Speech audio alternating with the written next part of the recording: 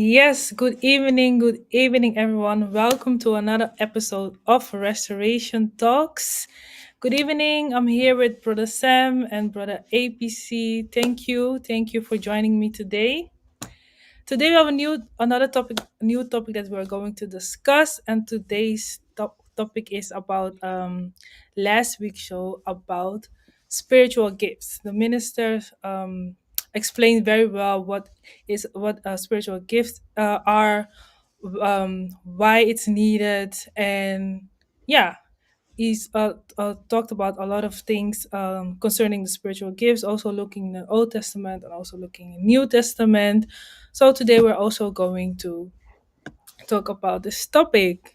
So, yeah, guys, if I pronounce the word spiritual gifts, what comes to mind, or what is something that you have learned from last week's show?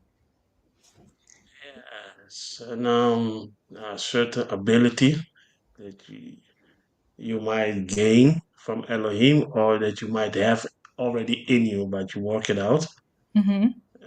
To me, it is a tool to help others, A tool to a tool help. from Elohim to help others. Yeah. Yeah. Yeah, and also like you said, abilities, gift. So like you can say, someone is naturally gifted to do some certain things, and when you just add the spiritual context to it, you can also be naturally gifted to do certain things to edify the will of Elohim, or also to edify His people, and it can be in different ways, like what was discussed during the last show. You Yeah. have different kind of gifts, and also there's not necessarily one that's better than another. Like if you have one, you should not look at someone else like Mm. your gift is better than mine, because every gift has his purpose set by Elohim. So without going too much into it, that's Yeah. what comes to mind. Yeah, I both agree with what you guys have shared. That is indeed something that, Sorry. yeah, no problem, has given unto us to help others by building their faith, but also by growing our faith in Okay. Elohim. And what you said, like about there's no gift better than another, but I think like if you look now around us spiritual, especially in churches, there are a particular gift that is being very hyped, like the gift of prophecy. Um, it seems like, yeah, if you're a prophet, you're there. Whilst, like you said, there are a lot more, and anything can be, how do you say it? Can be edified, can be used for, yeah, Elo- for Elohim, and not only prophecy. So, yeah, sometimes I wonder, like, why is the focus so on, yeah, being a prophet? Prophecy is like the ultimate gift. Yeah, I heard somebody say that what was a prophecy Hmm. is the mouth of God. So is the most closer to God. That's why everybody was wants to have that prophecy. If you have that, you can foretell the future. For Mm, them, for many, it's like you are doing extra labor.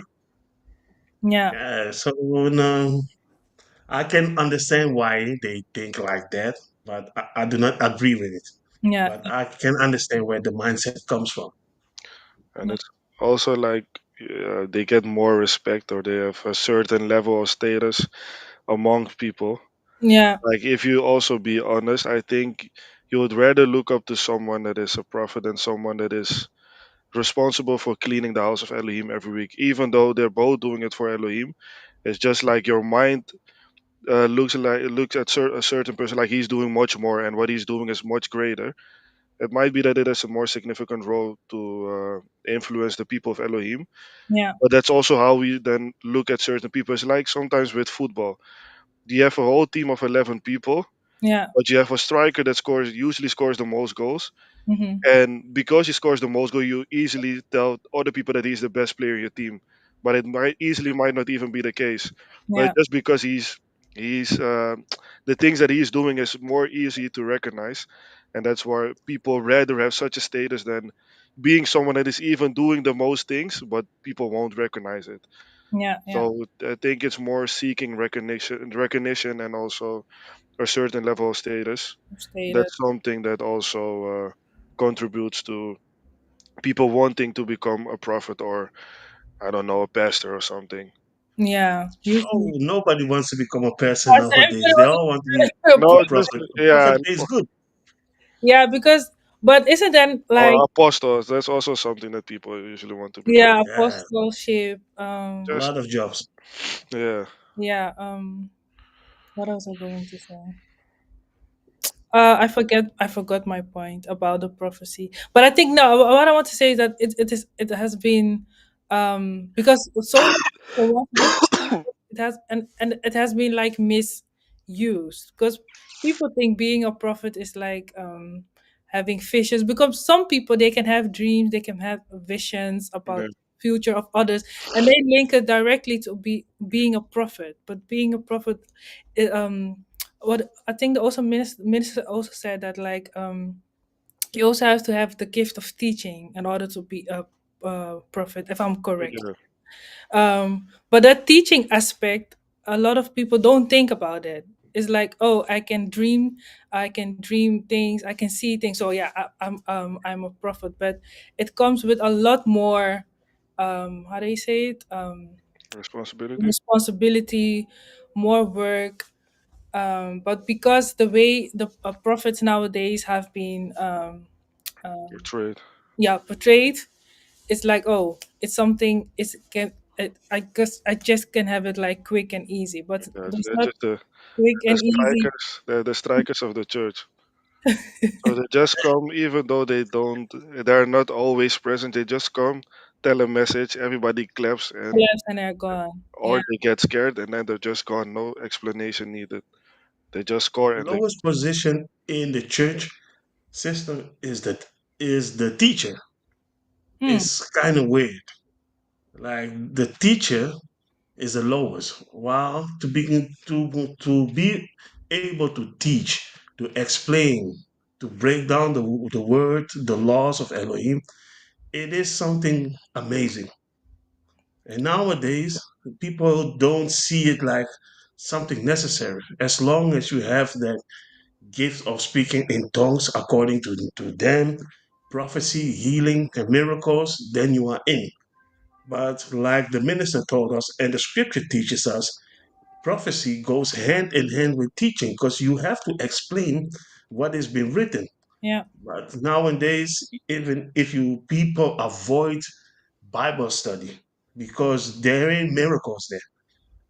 But They rather see the shows, the entertainment, instead of sitting down, opening the books, going from chapter to chapter. Yeah, it's kind of, yeah, it's something else. but I do have a question, because what do you are you referring to when you're talking about the church? Because even in the church, I don't.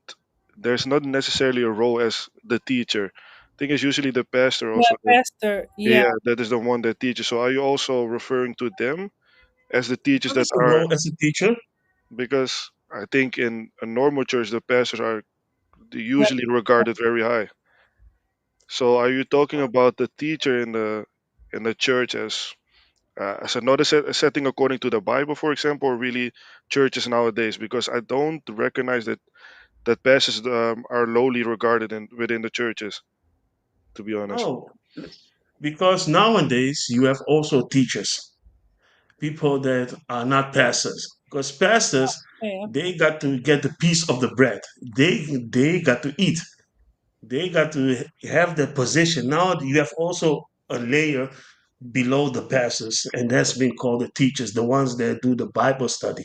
Mm, Those are not regarded as high standard people. But the pastors, they've been speaking a lot for many years, but they don't focus on their Bible study really deeply. Therefore, they have some people that do that. And that kind of position is not something that people yeah. want to aim for. They rather aim for being on the flyers as an apostle or a prophet and coming and doing all the entertainment instead of being a teacher that is really teaching the scriptures. That's what I'm talking about. Wait a Yeah. minute. No, I understand what you're referring to, but for me, it was more like I've never actually heard of someone calling themselves a teacher within a church. So really within a church that I've never, when I thought about, it's usually at the Sunday school. So for the little children, that's where you have They have teachers. But some. within the churches, from my experience, it has most of the time been the pastors that were the ones that also were teaching or giving their They sermons just or got the whatever. update now. They have some updates now. They have gained to another level where they have nowadays also teachers. Yeah, But Oh, yeah, no, no, that's life. I missed the update. but that's good. It's good to have teachers because also like if you grow up from 4 years, you go to basisschool. Teachers have a lot of influence, had a lot of influence in our life because they give us the tools to learn how to learn. So what you're saying is in that it is seen as something least position, but is the most important one, if I may if I may say that. But yeah, going back to the spiritual gifts, because the minister also touched on that. A lot of times when you speak about the spiritual gifts, we think that there are only nine, according to First Corinthians, if I'm right. So healing, was it now prophecy, teaching, tongues? I think there are nine, but he also explained that there are actually a lot more. And reading a New Testament, Old Testament, and I was like, oh, I didn't even pay attention. I also always thought like, okay, there are nine spiritual gifts, but there are more. And the question that I had for you is, are you aware of the gifts that you have? Mm, yeah, actually, now that you're asking, I've never really sat down and thought about it. Yeah, That's not a good thing, obviously, but I do realize that I haven't really sat down and tried to identify which gifts that I possess right now, and if I have even been able to, uh, I don't know how to say it properly, but to cultivate the gifts that I have so that it can also be displayed and that I can actually use them as an ability instead of just keeping them hidden. And at this point, it is still yet to be found for me, to be honest. yeah. Okay, that's the honest question.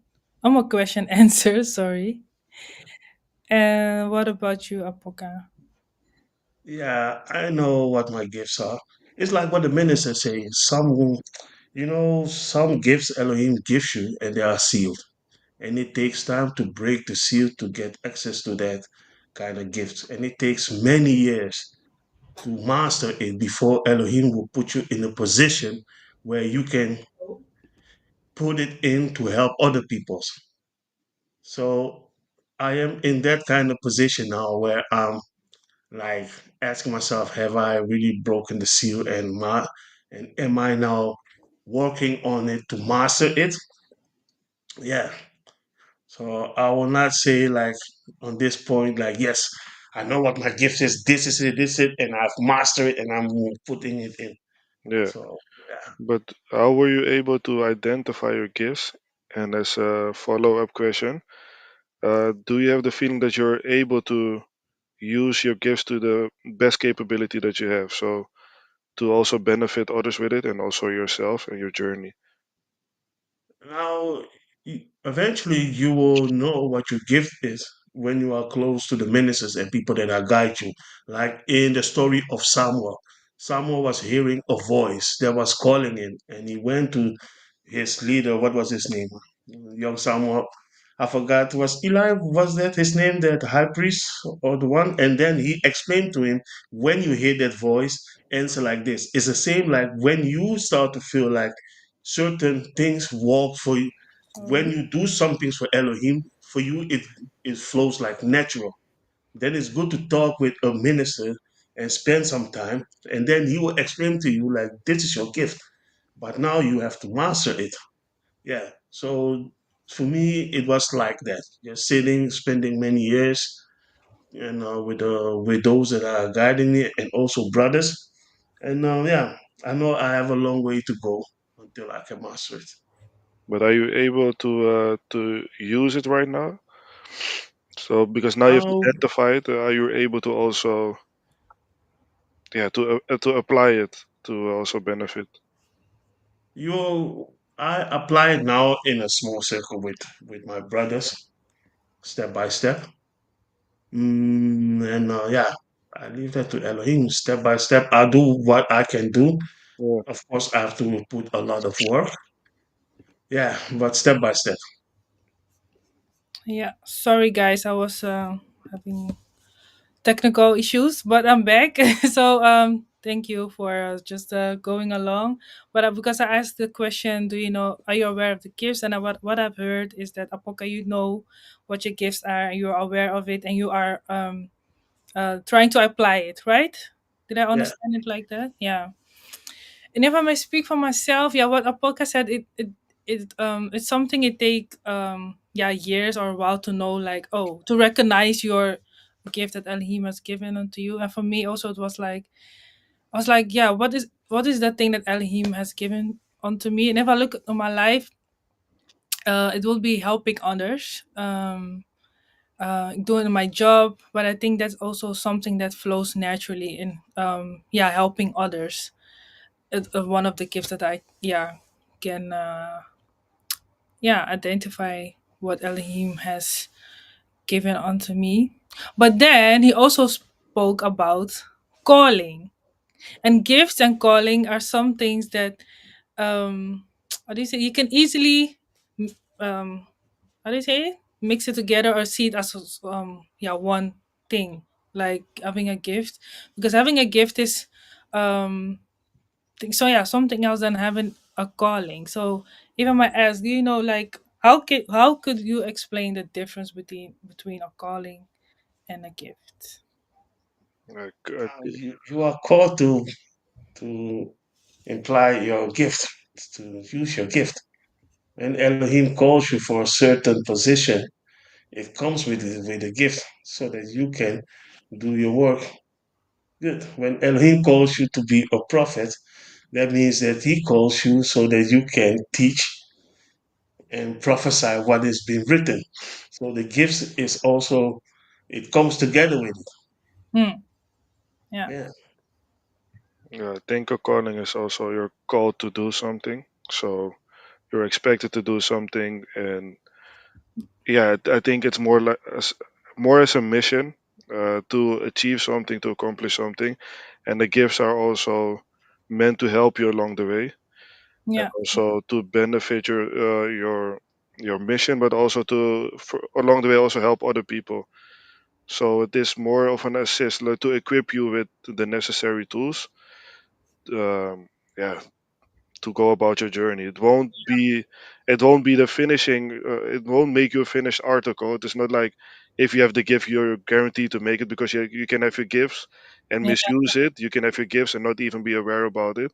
So the gifts alone are not sufficient to accomplish what you need to do. So your mission is your call to action is still separate from it, but it is to help you while you're busy with it.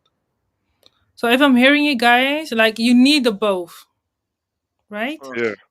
Yeah, Yeah. Yeah. Yeah. Yeah. but I think But you have need. you ever run away from it, From from that which Elohim has called you to do, or the gift that Elohim has given you?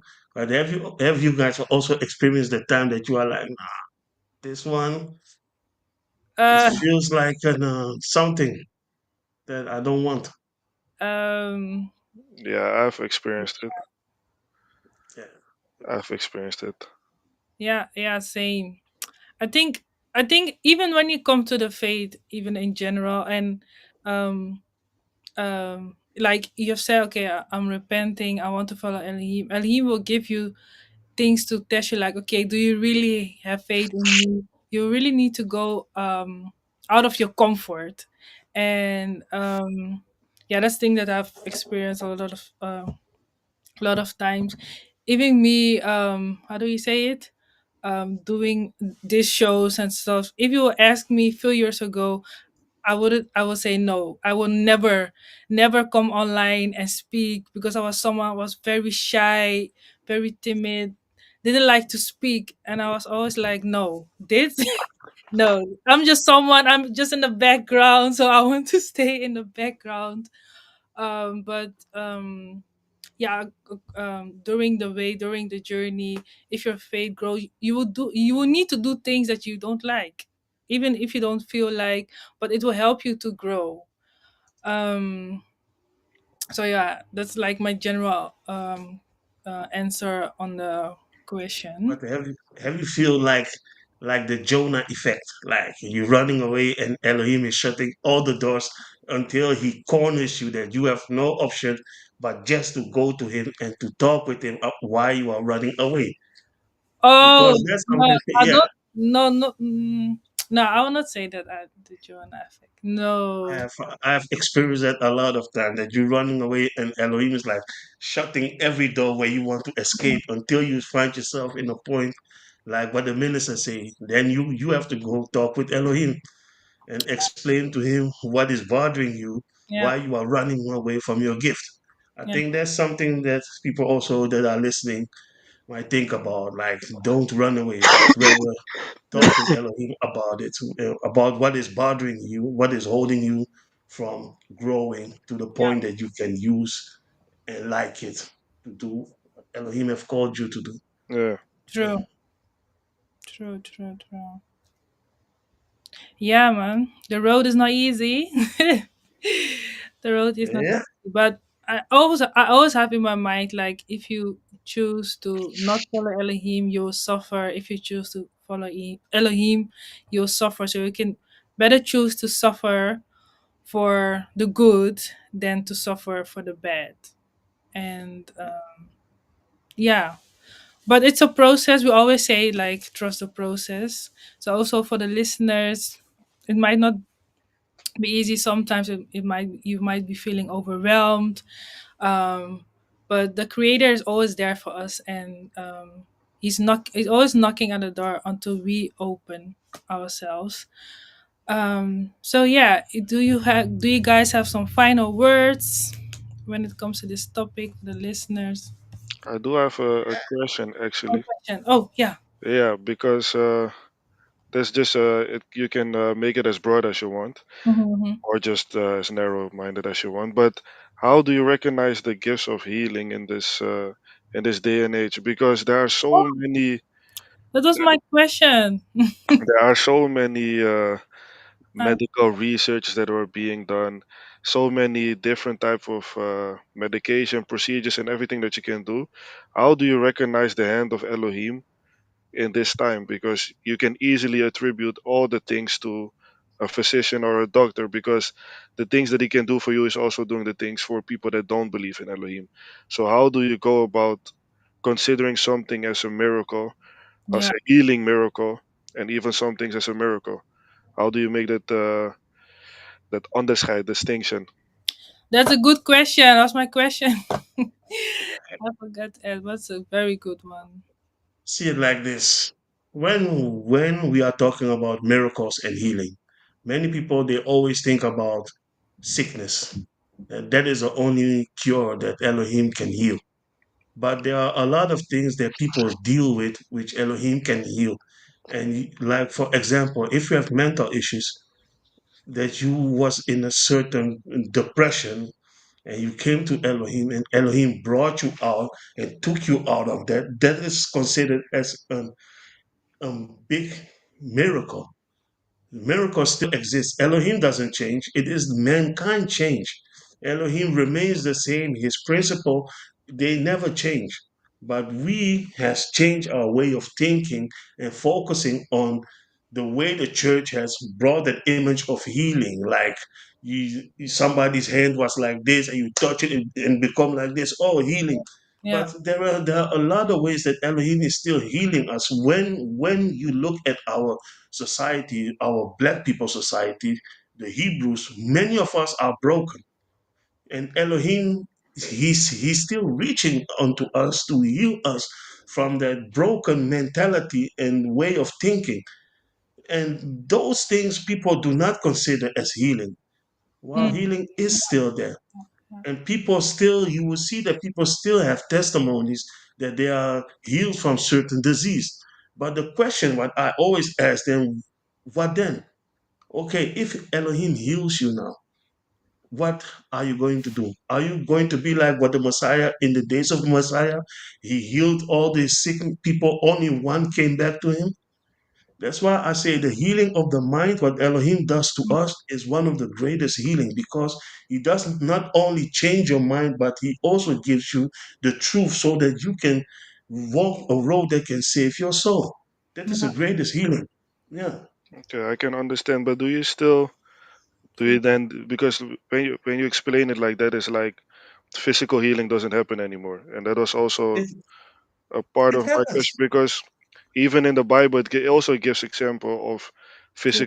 physical healings, and that's why I pointed out that nowadays for sicknesses, for example, or even when you break something, you can just go to a doctor.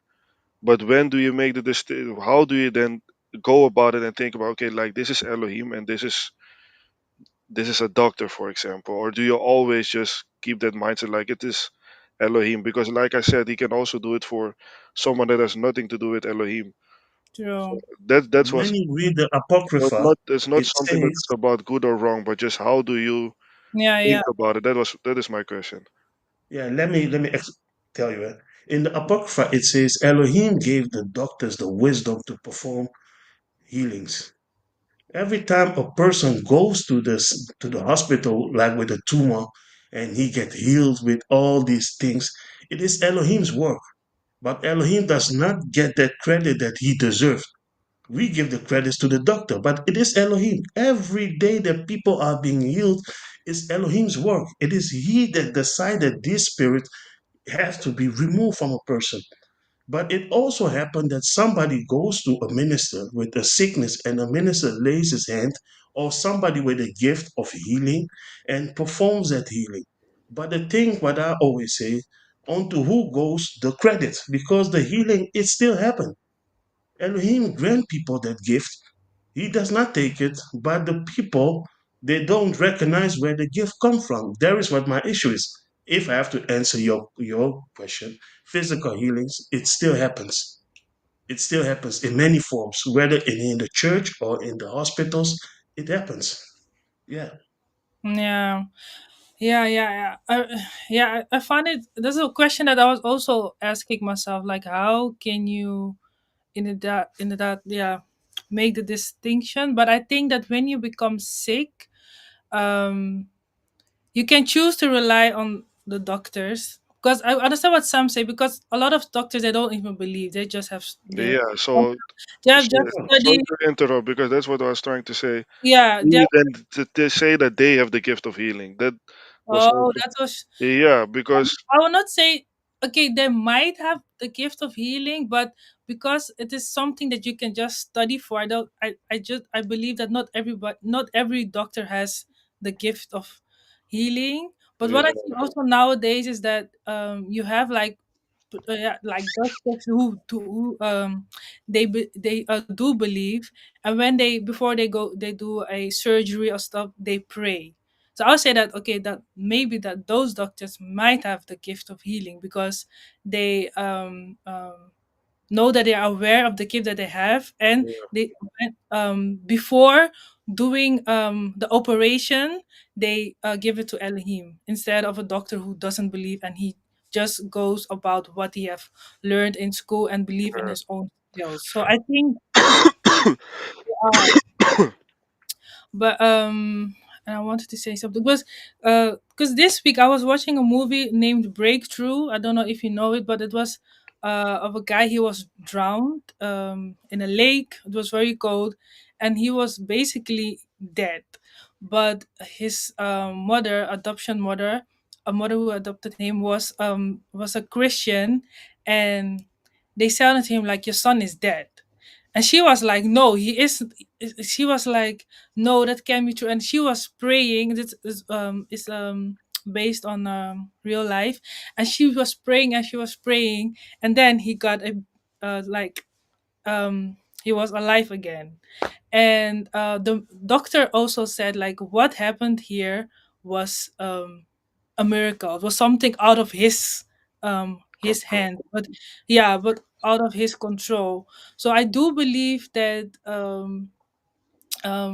yeah, you can Elohim can physical heal you, but it also has to do with the faith that you have or people around you, because in that movie it wasn't that it was already evident that it was Elohim that helped that person because of the prayers that the mother, and Yeah, also if you watch along, prayers of other people are also praying, so that in that film, like what prayer can do for, yeah, in order for someone to heal.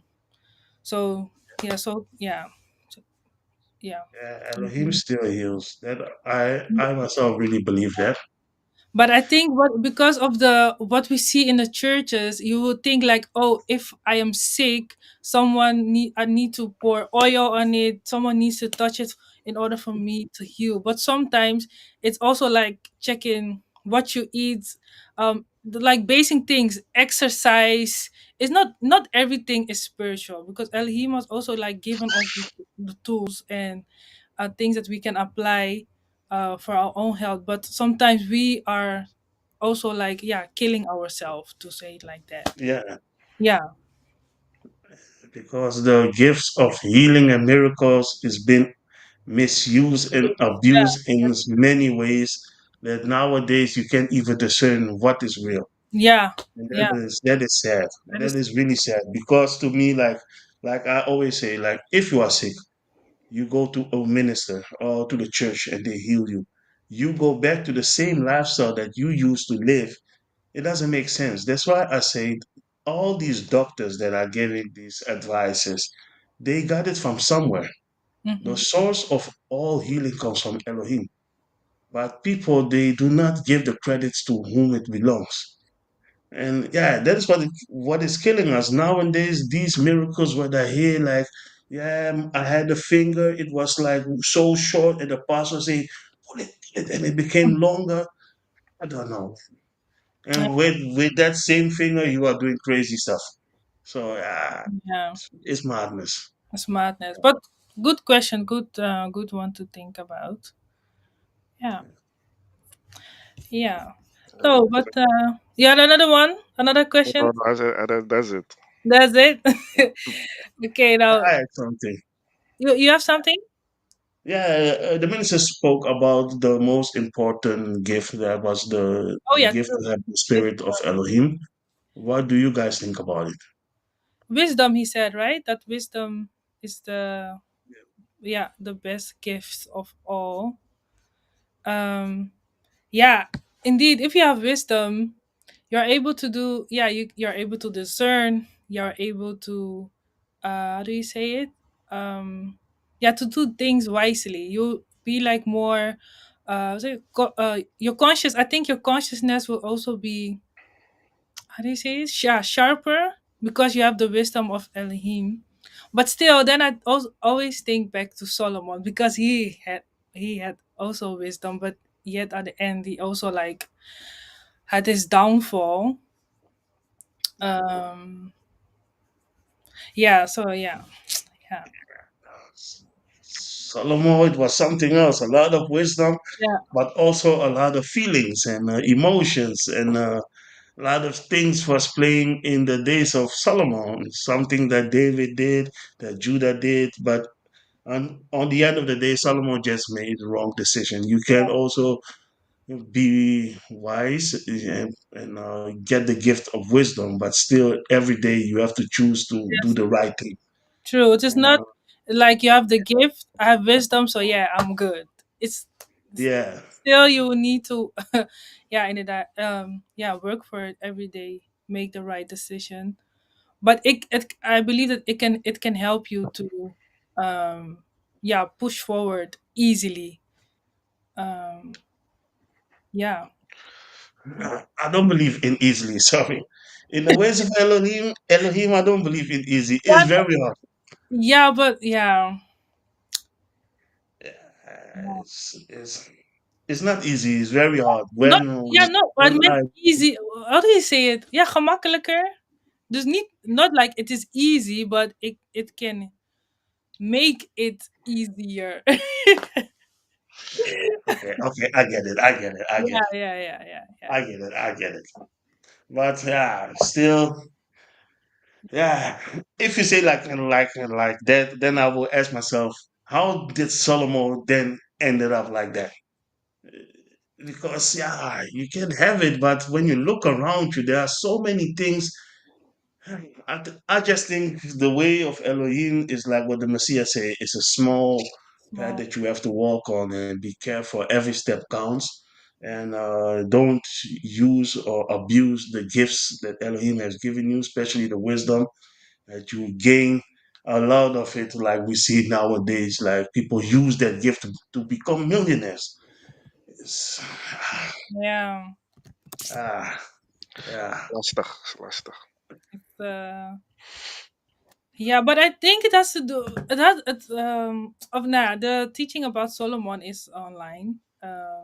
But I think Yeah. like it also has to do like the prayer you prayed about wisdom. I think it was that, but Mm.